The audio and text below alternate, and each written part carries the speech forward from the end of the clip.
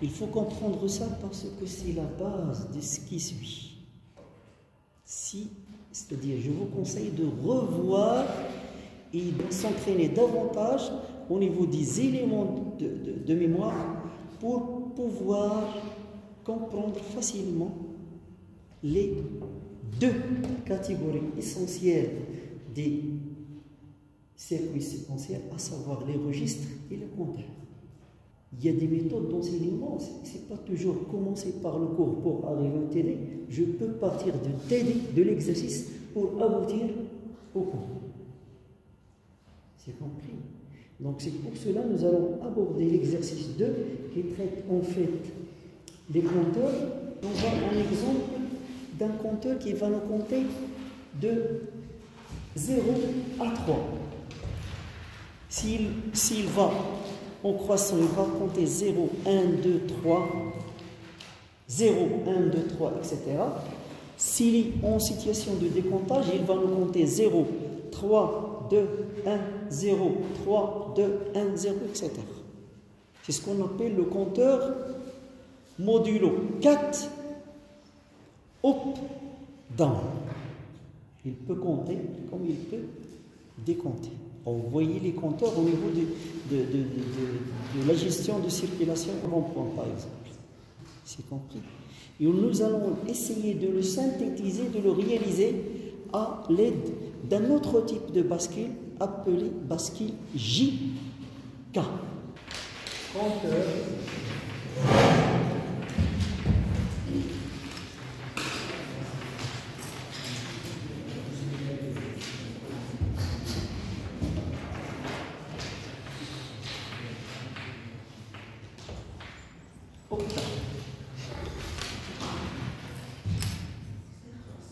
Le compteur, c'est en fait un regroupement de bascules avec des parties combinatoires qui vont avoir comme mission cette incrémentation. C'est comme pour, par exemple, si on revient pour l'additionnel, on fait 0 plus 1, il me donne 1. Donc je passe de 0 à 1. C'est compris. Donc c'est une incrémentation. Donc le principe de ces compteurs-là, vous avez ça.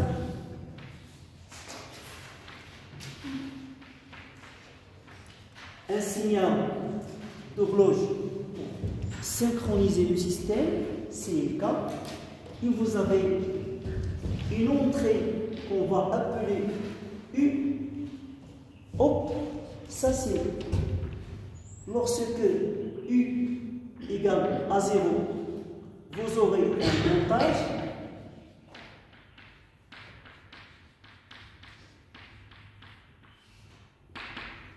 Ici, vous avez le 4, c'est en fait, on peut l'écrire sous la forme de 2 puissance 2.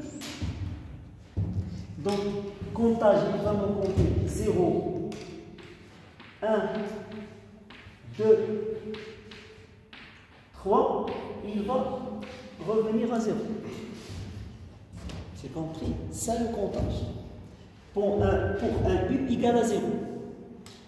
Pour un U égal à 1, il va me faire l'opération inverse, c'est-à-dire décomptage.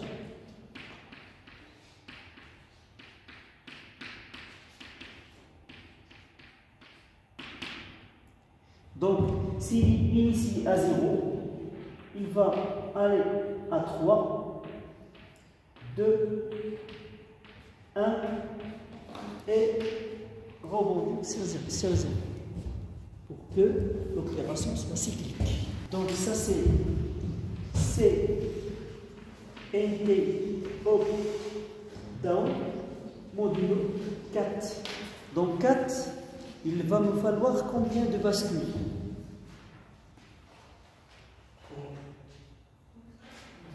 Combien de bascules?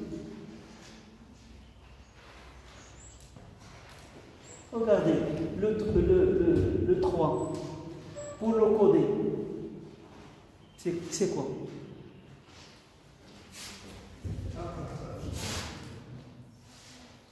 Pour le coder, c'est 1, 1. De puissance 0, de puissance 1. C'est compris. Pour coder ça, c'est 0, 0. Ça, c'est 0, 1. Ça, c'est 1, 0. Est-ce que c'est compris? Donc, on sait qu'une bascule peut stocker combien de bits? Une bascule peut stocker un bit. Donc ici, il faut stocker 2 bits. Donc il nous faut deux bascules. Les voilà. Donc ici, vous avez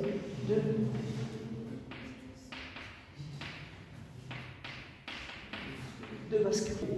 Puis 0, puis 1. Le CNT 1, 0. Le principe d'un compteur, c'est quoi? C'est que à chaque coup d'horloge, vous aurez une incrémentation ou une décrémentation. Nous allons utiliser un autre type de bascule, à savoir les bascules J. Pour se faire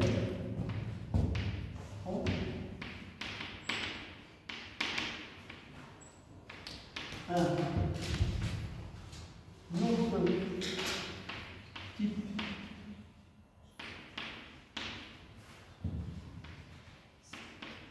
de bascule, à savoir J. Ici vous avez deux entrées. Ça nous rappelle la SR. C'est compris? Donc vous avez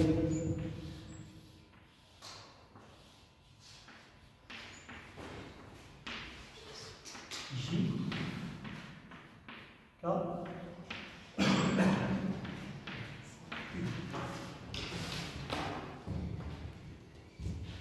alors sa table de vérité est comme suit. Alors cette bascule fait l'intermédiaire entre deux bascules que l'on a déjà vues, à savoir la bascule SR, et on sait très bien que SR pour 0, 0, vous avez un maintien, vous avez une mémorisation. Et vous avez l'autre type qu'on vient de voir, à savoir la bascule T flip-flop.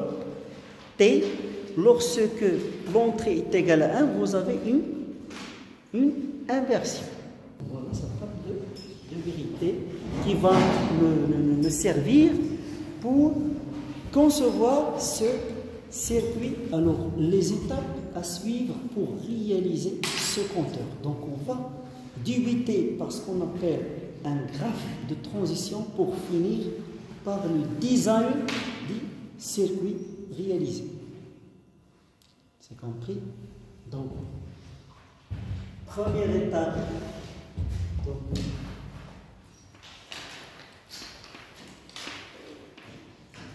étape de synthèse, de conception de ce compteur. La première, c'est ce qu'on appelle le graphe de transition.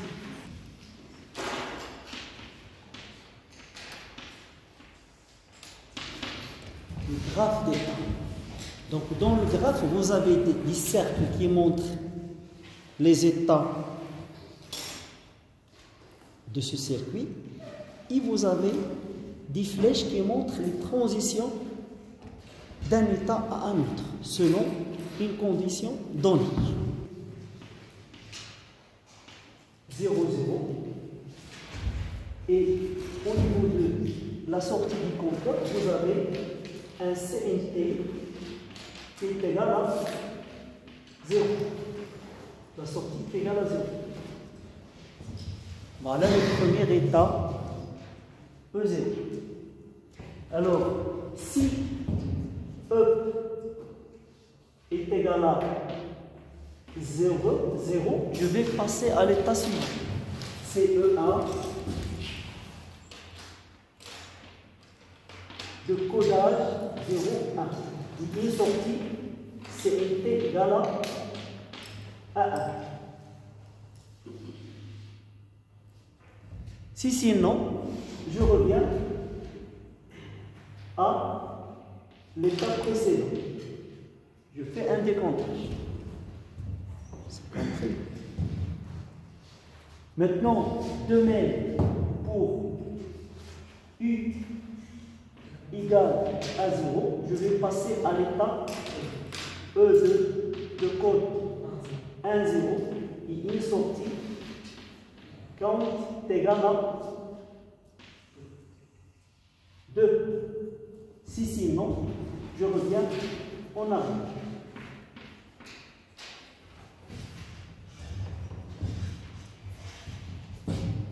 Le troisième, c'est E3 avec un code 1, 1. CNT égale à 3 pour U est égal à 0. Lorsque U est égal à 1, je fais le décomptage. Et je peux passer de E0 à E3 quand est-ce que lorsque U est égal à quoi? Égal à 1. Je peux passer de E3 à E0 lorsque U est égal à 0. Voilà le graphe d'état système. Donc ça, ce sont des états. Vous avez 4 états, 1, 2, 3, 4, qui représentent des configurations du système. Ce sont des combinaisons des valeurs des variables du système. Alors la deuxième étape maintenant, c'est quoi? La deuxième étape, c'est l'information que vous avez ici au niveau du graphe d'état va être transcrite sur un tableau appelé table de transition des états. D'ailleurs, ce graphe-là, on le trouve dans d'autres domaines. Par exemple, la chimie, changement d'état d'un corps pur. Alors, c'est table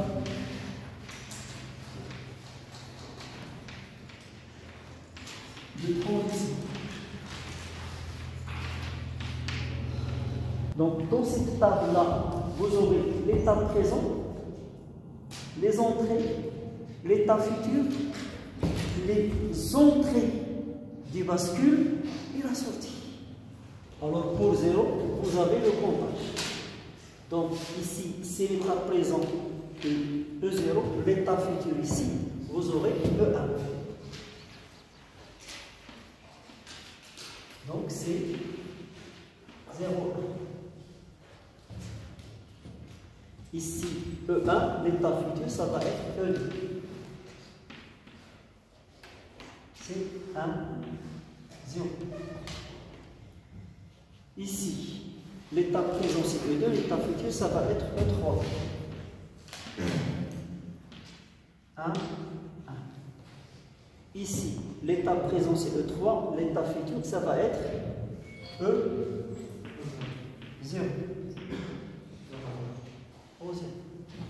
E0, vous voyez ici, E0, lorsque U est égal à 1, l'état futur c'est E3. Donc ici vous avez E3, 1, 1, ici, vous avez l'état présent de 1C, donc ici vous aurez E0. 0, 0.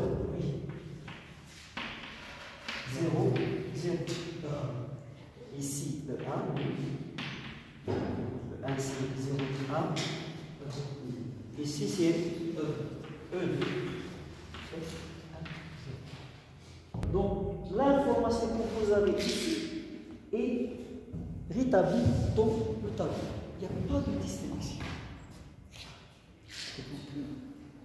Ouais? C'est compris, non? Voilà.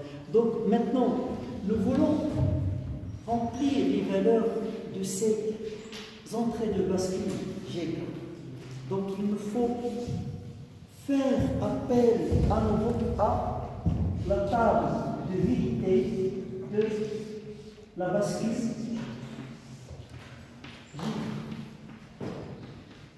Si système 0, 0, vous avez ici Q maintien 0, 1, 0, 1, 0, 1, 1, 1, et inverse.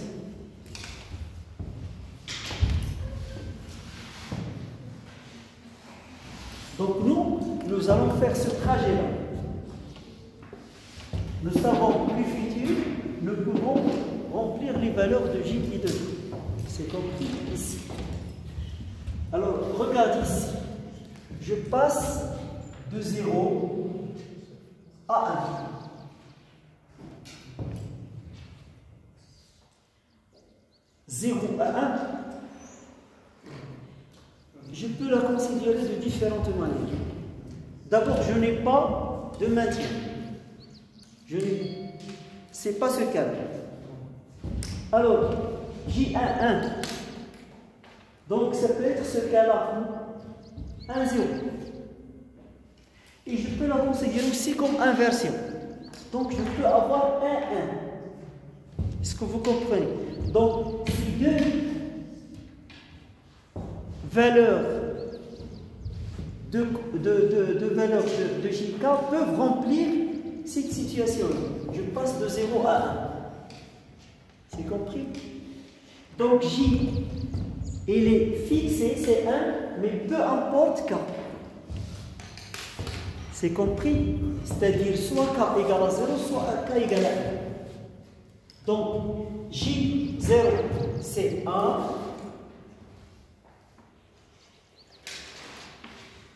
Don't care pour K. C'est compris? Alors, pour l'autre maintenant, vous avez ici 0, 0. Donc, j'ai un maintien, oui, et je peux la considérer aussi dans ce cas-là. Oui, donc J, si 0, K, peu importe. Donc J, ici vous avez 0, ici, donc K pour.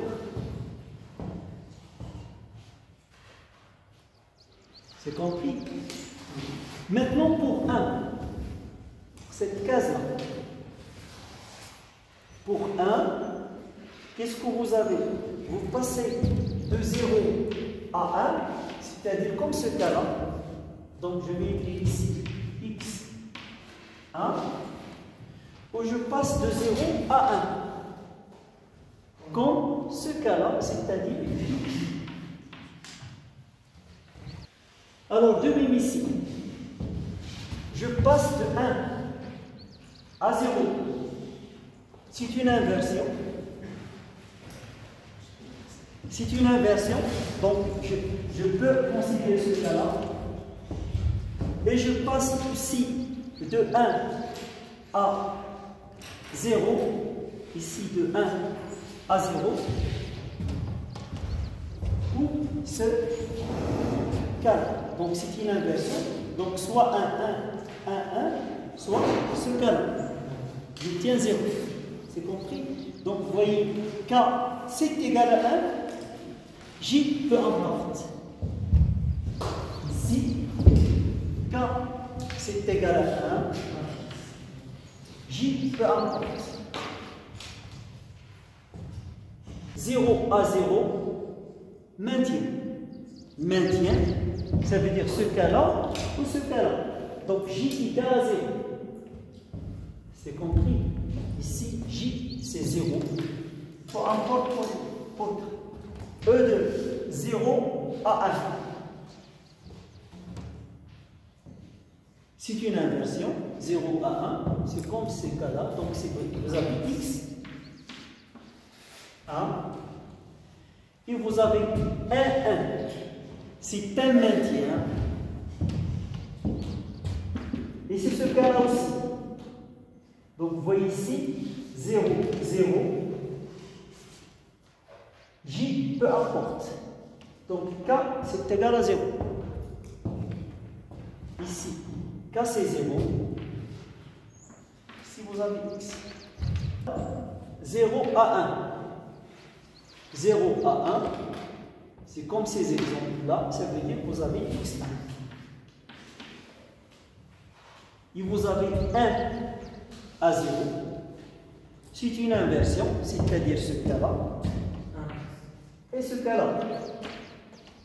Donc, K est égal à 1. K, c'est 1. Donc, J. 1 à 0. C'est une inversion. Et c'est aussi, donc c'est une inversion, ça veut dire ce cas-là et ce cas-là. Oui, vous voyez, K est fixe à 1, J variable. Ça veut dire c'est ce cas-là. C'est 1x, c'est ça. Vous passez de 1 à 0. Donc c'est la même chose, c'est 1x. Le dernier, 1 à 0, donc 1x. Et 1, c'est un maintien. Donc ici, vous avez 1, ici x. On arrive à l'étape avant-dernière, et qui est une étape décisive pour l'étape finale, c'est-à-dire pour ne pas avoir des failles au niveau du design du circuit. Donc, c'est en fait déterminer les équations d'entrée de bascule. Grâce à ces équations d'entrée, on va tracer le design du circuit. C'est la troisième étape. Équation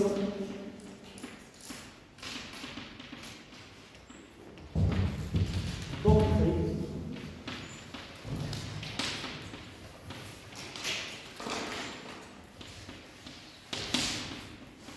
de bascule.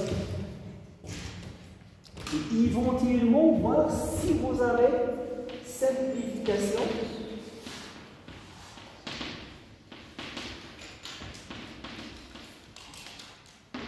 ou pas. Et pensez au tableau de TDK, tableau de Carnot.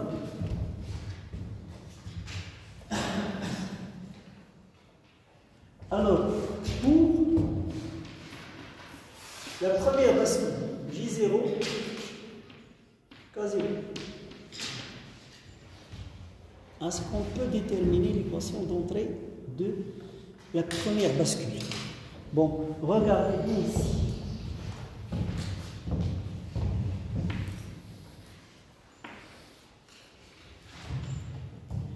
Vous avez les JK soit égal à 1, soit n'importe quelle valeur, 0 à 1. Donc, qu'est-ce que vous allez en déduire?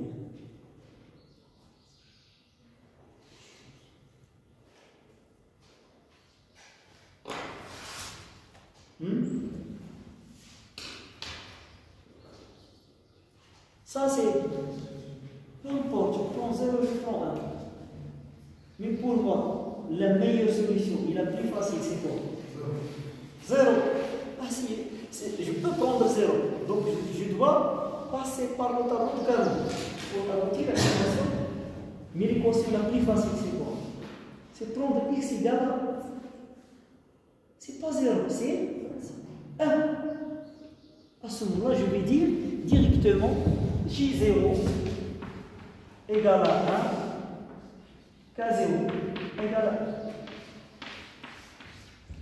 1. C'est compris? Mais si je prends 0, donc il faut passer par la simplification. Dans ce cas-là, moi, je n'ai pas recours à la simplification. Donc je prends carrément les x égale à 1. Alors il me reste maintenant pour pour G1 K1. Table de Carnot.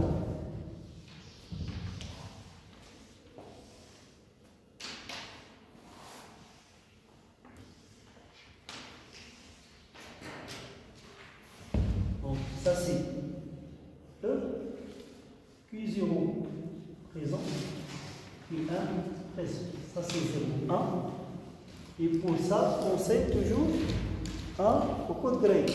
Donc c'est 0, 0, 0, 1, 1, 1, 0. C'est ça. C'est pour G1. Donc vous avez 0.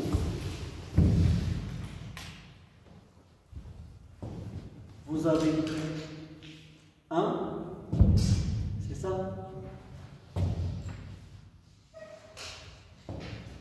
Vous avez, il faut commencer par ce 1 là, donc c'est X.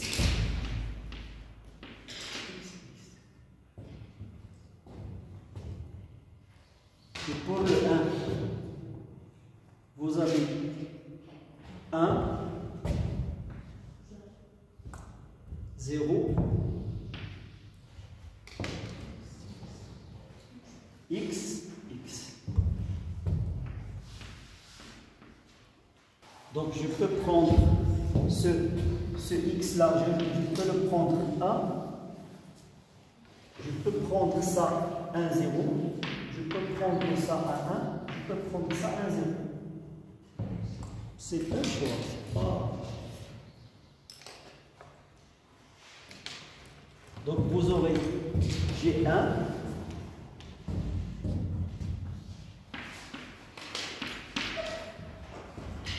donc ce rassemblement-là,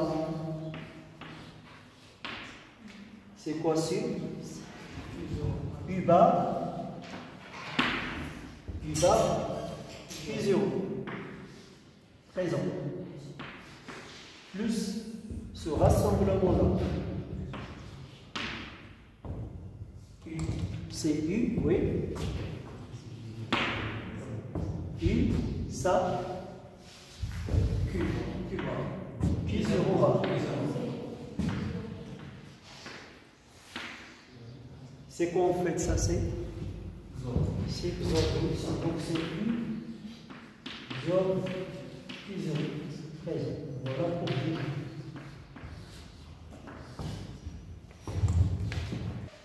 Donc pour l'autre, je vais le mettre ici.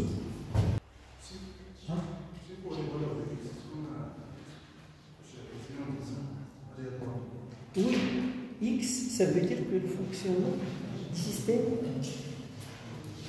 n'est pas influencé par la valeur prise par X. C'est compris. Si tu prends 0 ou 1, c'est-à-dire le comptage, ça va être tel quel. 0, 1, 2, 3, lorsqu'il est égal à 0, et inversement. Est-ce que c'est compris? Ça ne veut pas dire que si tu changes les valeurs ici, tu vas trouver une autre équation qui n'a rien à voir avec le cercle. Le problème, c'est passer par une simplification. Donc je peux, par exemple, pour ce rassemblement-là, je peux prendre un 1, 1. Ça, je prends un 1 et j'ai ici cet implicant-là, avec cet implicant-là de 4, et j'ai ce troisième. Donc il faut faire la somme, il faut simplifier. C'est compris? Alors, dernière étape, la quatrième étape maintenant, c'est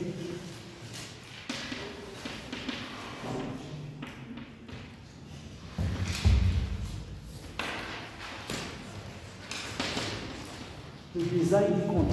Donc vous avez en fait deux bascules JK qui est fait par le même signal sec. Donc c'est 50. Vous avez J0, J0, K0, Q0, Q0 bar. Ici, on prend la valeur 1, 1. Ça veut dire c'est comme si je les connecte au récessif. Donc je peux rajouter une entrée recette.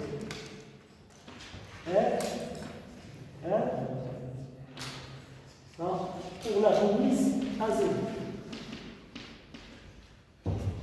C'est compris? Alors, vous avez ici J1, K1, donc ils sont connectés à une porte XOR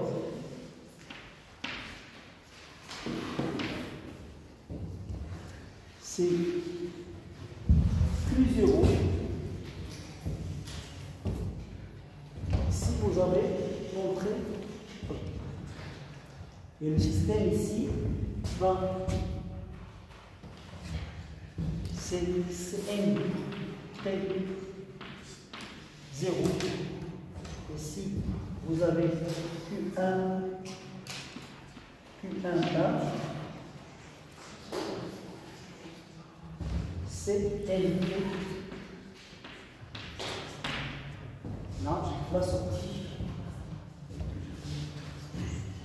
Voilà. Un compteur, des compteurs modulo 4. 4, vous avez de bascule. JK. Et donc, je vous conseille de vérifier ça sur quoi. Donc ça c'est